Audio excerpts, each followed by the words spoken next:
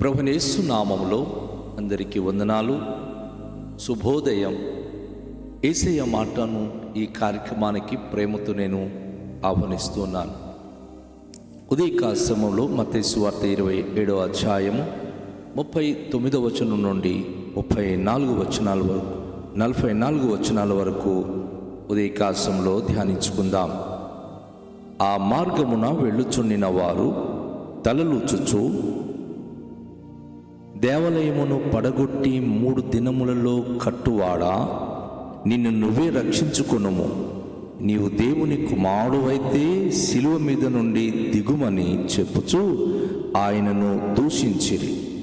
అలాగే శాస్త్రులను, పెద్దలను, ప్రధాన యాజకులను కూడా ఆయనను అపహాసించుచు,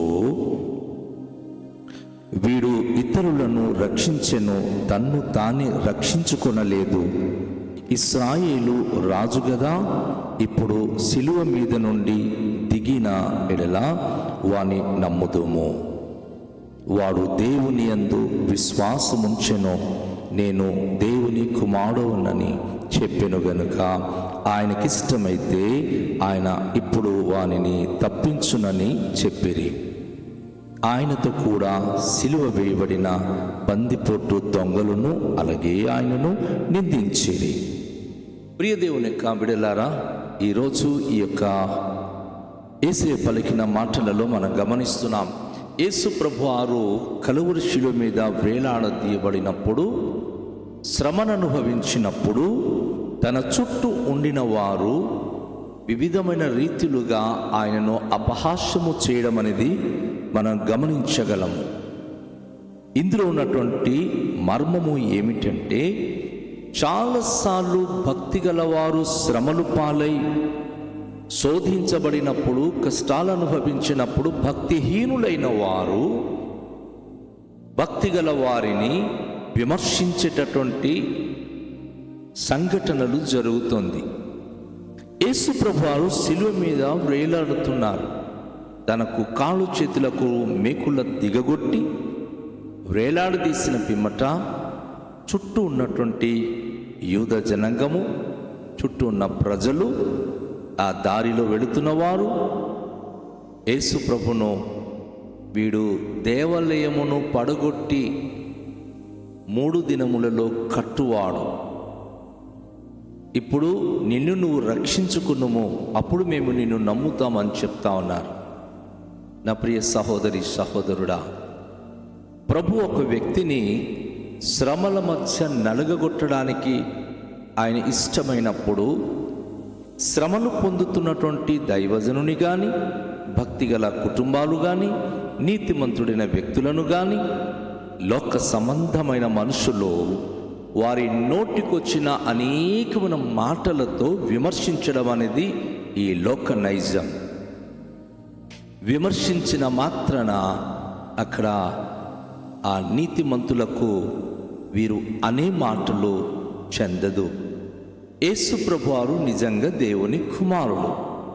ఆయన ఎందుకు ఈ లోకానికి వచ్చారంటే, మన అందరి నిమిత్తము శ్రమలు అనుభవించి, అనేకమైనటువంటి నిందలను సహించి భరించి, ఆయన మనందరికీ నీతిమంతులుగా తీర్చడానికి వచ్చిన వ్యక్తి.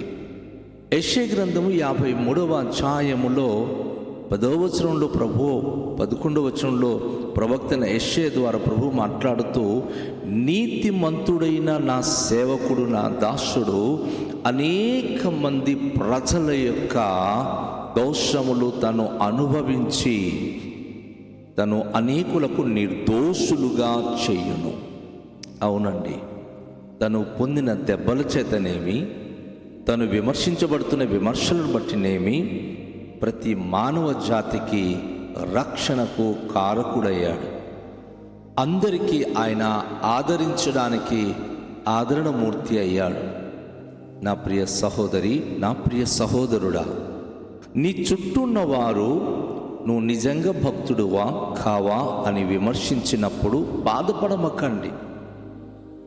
నువ్వు దేవునితో నడుచుచున్నటువంటి నీ జీవితము అది దీవెనకరంగా, దేవునికి ఇంకా దగ్గరగా, తనకు మహిమకరంగా నువ్వు జీవించేటట్లుగా నువ్వు సిద్ధపడాలే కానీ ప్రజల విమర్శలకు ఏమాత్రం కూడా లొంగిపోకూడదు, వంగిపోకూడదు, కృంగిపోకూడదు. విమర్శకులైన ప్రజలు విమర్శించడానికే పుడుతున్నారు. పని చేయడానికి పుట్టినవారు సామర్థ్యవంతంగా పని చేసుకుంటూ వెళతారు. ఈరోజు మన పరిస్థితి ఏమై ఉన్నది? పని చేసే వారంగా ఉన్నామా? విమర్శించే విమర్శకులుగా ఉన్నామా? ఏ పరిస్థితుల్లో అయినా, ఎలాంటి పరిస్థితుల మధ్య మనం నడిచినా విమర్శ అనేది చాలా ప్రమాదం. ఎందుకంటే యేసు ప్రభువారు అంటారు, నువ్వు ఏ కొలతతో ఇతరులను కొలుస్తావో నీవు కూడా అదే కొలతతో కొలువబడతావు. నువ్వు నిందించినప్పుడు, దూషించినప్పుడు అన్ని రోజులు మనవి కావు. ఎవరిని మనం దూషిస్తున్నామో, ఎవరిని మనం ద్వేషిస్తున్నామో రేపు మనకు కూడా అదే పరిస్థితులు రాబోతుంది. అయితే భక్తి గల వారు ధైర్యంగా ఆ నిందలను సహిస్తే వారికి దేవుని యొద్ద నుండి దీవెనలు కలుగుతుంది. అందుకే ప్రభువైన యేసుక్రీస్తు వారు అన్నారు, నా నిమిత్తము జనులు మిమ్మల్ని నిందించి, హింసించి, మీ మీద అబద్ధంగా చెడ్డ మాటలలో పలికినప్పుడు మీరు ధన్యులు, సంతోషించి ఆనందించుడి. ప్రియ క్రైస్తవ సంఘమా, ఎవరైనా గనుక దూషించినప్పుడు, తప్పు పట్టాలని వెతుకుతున్నప్పుడు దుఃఖపడకూడదండి. ఆ పరిస్థితుల్లో మనం చేయాల్సిన పని ఏమిటి అంటే సంతోషించాలి. ఎవరైతే శ్రమలు సహిస్తున్నారో వారు ధన్యులు. యాకోబు పత్రికలో ప్రభు అంటాడు, శోధన సహించువాడు ధన్యుడు. శోధనకు ఆయన నిలిచిన వాడైతే దేవుడు ఆయన కొరకు సిద్ధపరిచిన జీవ కిరీటము ఆయనకి బహుకరిస్తాడని. ప్రియ నా సహోదరి, నా ప్రియ సహోదరుడా, ప్రభు పని చేస్తూ వెళ్తున్నప్పుడు, దేవుని కొరకు నువ్వు జీవిస్తున్నప్పుడు ఎంతమంది అయితే నిన్ను దూషిస్తున్నారో, ద్వేషిస్తున్నారో, అసహించుకుంటున్నారో, గాయపరుస్తున్నారో బాధపడాల్సిన అవసరమే లేదు. మనను రక్షించే దేవుడు ఆయన సహించేవాడు, ఆయన సహనము కలిగిన వాడు. అదే అనుభూతి మనం కలిగి ఉండాలి. ఎవరేమంటే మన ఊరికి ఆవేశమైపోకూడదు, ఊరికి మనము కృంగిపోకూడదు. కానీ అపోస్తలుడైన పౌలు హెబ్రీయులకు రాసిన పత్రికలో 12వ అధ్యాయం 3వ వచనంలో అంటున్నాడు, మీరు అలసట పడకయు మీ ప్రాణములు విసుకకయు ఉండునట్లు పాపాత్ములు తనకు వ్యతిరేకంగా చేసిన తిరస్కారమంతయు ఓర్చుకునిన యేసు ప్రభుని తలంచుకొనుడి. యేసు ప్రభుకు అనేక మంది ఈరోజు దూషించి సిలువ మీద వేలాడుతున్నప్పుడు వీడు దైవ కుమారుడని చెప్పుకుంటున్నాడు కదా, ఆయన దిగితే నిజంగానే దేవుని కుమారుడు అని చెప్పి అనేక విధాలుగా విమర్శిస్తున్నారు. మీకు, నాకు, మనకు ఈరోజు లోకం విమర్శించదా? మీరు దేవుని భక్తులు, క్రైస్తువులు, దేవుని బిడ్డలని చెప్పుకుంటున్నారు. మీకు ఎందుకు శ్రమ రావాలి? ఎందుకు మీరు కష్టాలు పాలవుతున్నారు? ఎందుకు మీ శోధన శ్రమల మధ్య నలిగిపోతున్నారని అడిగినప్పుడు చాలామంది కృంగిపోతున్నారు. నాకు ఇలా అన్నారు, నాకు ఇలా అన్నారని.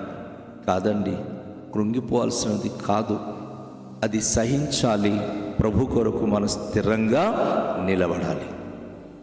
దేవుని కొరకు ఎప్పుడైతే మనం స్థిరంగా నిలబడతామో దేవుడు అద్భుత కార్యాలు మన జీవితంలో ఆయన జరిగిస్తాడు. మనం ప్రభు కొరకు నిలబడినప్పుడే ప్రభు మన జీవితానికి గొప్ప దీవెన అనుగ్రహిస్తాడు. ఇది కేవలం ఆయన వలన జరిగేటటువంటి అద్భుతమైన అనుభూతి.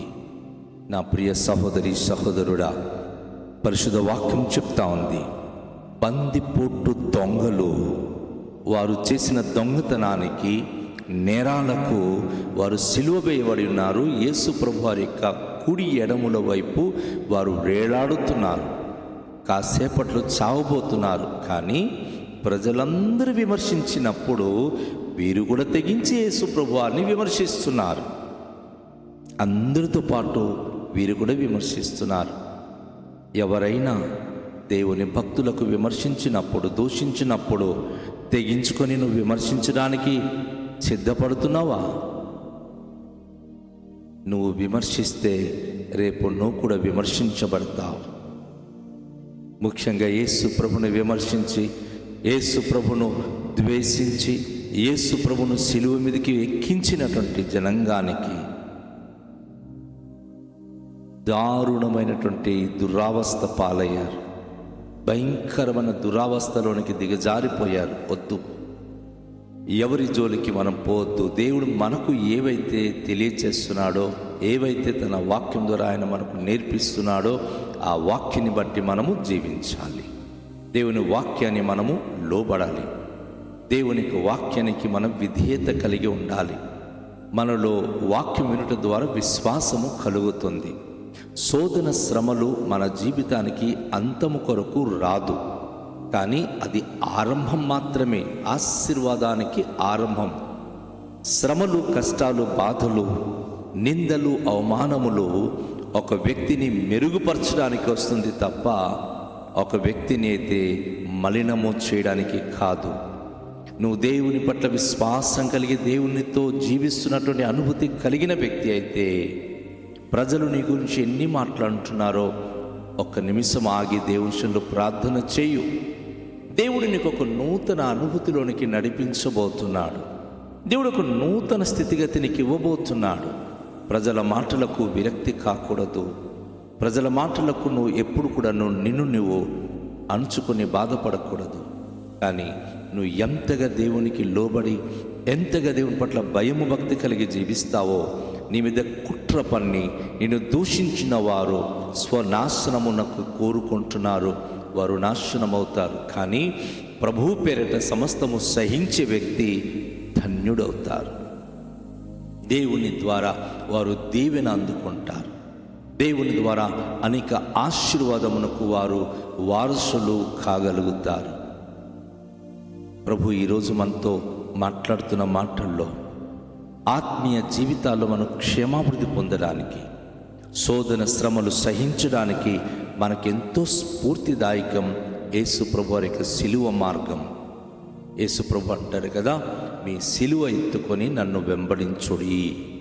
సిలువ అనగా శోధన, శ్రమలు, దూషణలు, కష్టబాధలు, ఇవన్నీ యేసు ప్రభుతో మనము సహించడానికి అది ఒక సిలువ మార్గము. ఆ సిలువ మన భుజస్కంధములో మోసుకొని ప్రభు కొరకు జీవించడము నేర్చుకుందాం. రండి, తలలుంచుకొని దేవునిలో మనము ప్రార్థన చేద్దాం. దేవుడు అట్టి సహనము, అట్టి ఓర్పు, అట్టి శక్తి దయచేయనట్లుగా అందరూ దేవునికి మనము ప్రార్థించుదాం.